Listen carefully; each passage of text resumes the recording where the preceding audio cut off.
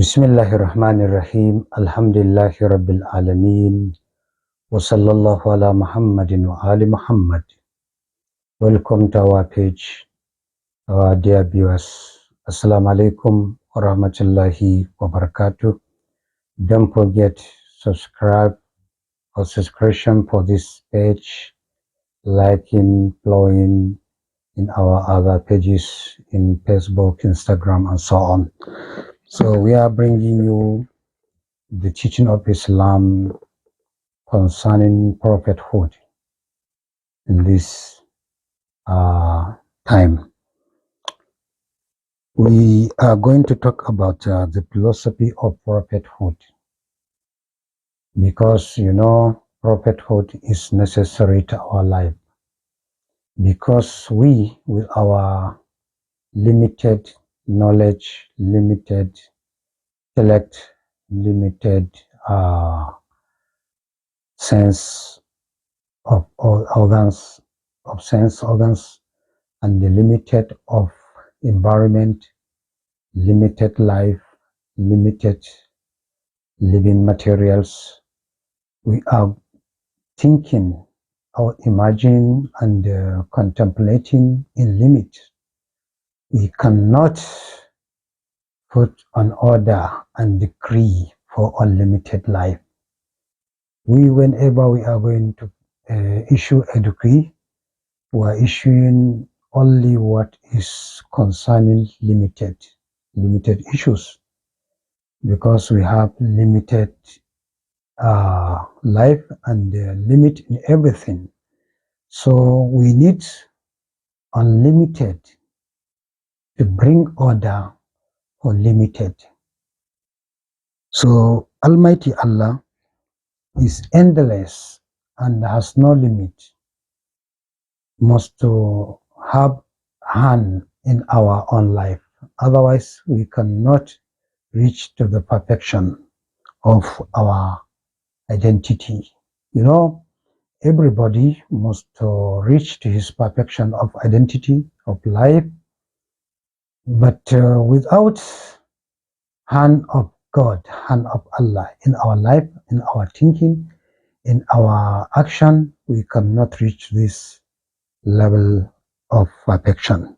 So he sent his prophet to fulfill this message, to fulfill this mission, so that we will reach to our perfection in economy, in social activities, in political issues, and in every field of knowledge and life as whole. So removing Allah from our life, removing divine rules from our life, means we are going to fall in error. We are getting bad and the worst outcome in our life. So, seeing the first narration from Imam Sadiq alayhi salam, the 6th Imam, said, when atheist, the one who did not believe in God, asked him, wherefore did you establish the prophet? He say, how? Why prophethood? He means, when he say, wherefore did you establish the need for the existence of prophet? Which means, what is your reasons for what is your reasons for necessity of existence of prophethood? In other words, we can see, in another word, we can say, he means, why Allah sent prophets to people.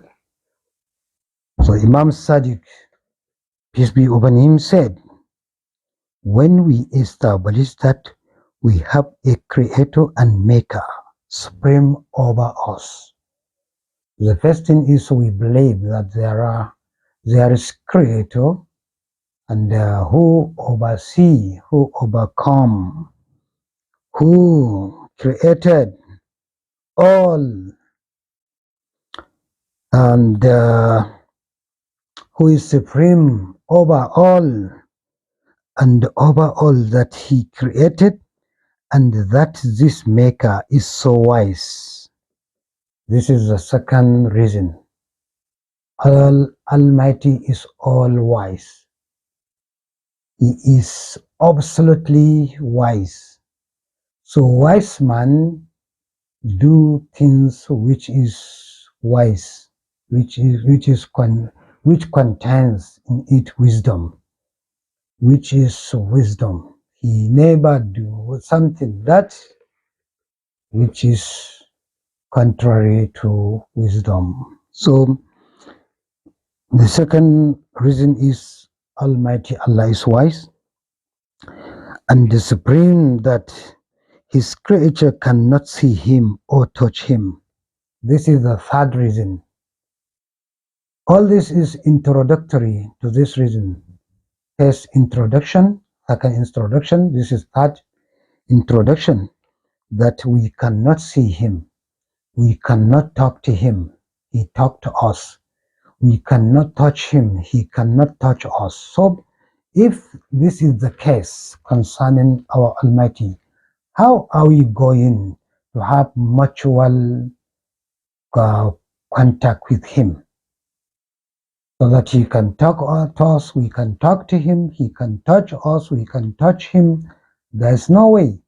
Because in the lecture concerning who is Allah, Allah subhanahu wa ta'ala, we cannot grasp his identity. Our imagination, our contemplation cannot reach him. So how can we have a contact with him? So he said, Imam Sadiq, the sixth Imam of Al-Bayt said, like they can mutually see each other, or we mutually see each other. But Allah subhanahu wa ta'ala, we cannot mutually each see him, and we see our mates in creature. He say like they can mutually see each other and content. We cannot see him, content him. He said each other and contend with each other. It hints for these reasons becomes established that he has ambassadors among his creation who speak on his behalf to his creation and servant. So we establish, which means we believe, because this translation of this raya is establish, which means we believe. So we believe that there must be among people, among creatures of Allah, ambassadors who will bring message from him. They can speak with him, but not like how they speak to other people. We means he sent revelation to them in their inner sense. They grasp that, they understand that they are from Allah. And Allah subhanahu wa ta'ala gives them sign of that which indicates that they came from him. So Almighty bring them miracles and signs that can prove that they came from him, so that people will believe in them. His creation servant, they guide creation to their advantages and the benefits. These prophets or these ambassadors came to him, guide us to what benefit us, what will be beneficial for us, and what can be advantage for us, and try to cover us and block us from reaching to what is disadvantage and non-beneficial to our limited and unlimited life. So, and to that, so that which will scare their survival, and the abandonment of which will destroy them. They bring us what is good, and they bring us what is bad. They protect us from doing what is bad, so that we will be protected from getting error, from going astray, from reaching hellfire in hereafter, and reaching paradise in hereafter. This is one of the great tasks of sending ambassadors as prophet from Allah to us people. So the first thing is perfection. We will bring you another philosophy of prophethood in our next lecture. Inshallah, we have second, third, fourth, and the sixth reasons of sending prophets. So, sending prophet, the first reason of sending them, the first philosophy is to be perfect, to create, establish nation that is perfect, family that is perfect in social, political, economical, religious life. Thank you for watching us. We will meet in another lecture. Thank you very much. Wassalamu alaikum wa rahmatullahi wa barakatuh. Wa sallallahu ala Muhammadin wa ali Muhammad.